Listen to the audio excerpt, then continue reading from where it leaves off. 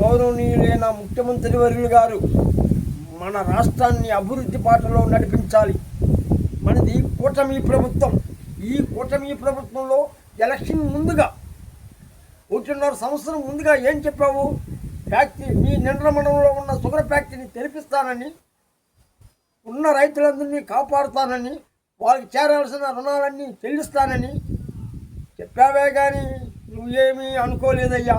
ఇక్కడ అందరూ హ్యారీ చేస్తున్నారు, చంద్రబాబు మాట్లాడుతున్నాడు. ఎవరి వల్ల కాదు, ప్రధానమంత్రి నరేంద్ర మోడీ వల్ల ఇక్కడ కాదు. ఇక్కడ రోజా జగన్మోహన్ రెడ్డి తెరిపించలేదే, వాళ్ళెక్కడి నుండి తెరిపిస్తారని అంటున్నారు. మీరేనా తక్షణమే ఒక్క చంద్రబాబు నాయుడు ఏకచక్రాధిపతి చంద్రబాబు నాయుడు తెరిపించి తీరాలయ్యా, తెరిపించాలి. కనుక ఆయన ఏ పరిస్థితిలో అయినా సరే ఈ షుగర్ ఫ్యాక్టరీ మూతపడిపోయి 7.5 సంవత్సరం అవుతున్నది. నా నిండ్ర మండలంలో ఉన్న షుగర్ ఫ్యాక్టరీ 7.5 సంవత్సరంగా అల్లాడిపోతున్న రైతులను కాపాడయ్యా. రైతే రాజు, రైతు లేనిదే రాజులు లేదు. మన ప్రధానమంత్రి గారు నరేంద్ర మోడీ గారే ఎక్కడ చూసినా వ్యాపిస్తున్నాడు. రైతే రాజు, రైతు లేనిదే రాజ్యం లేదు.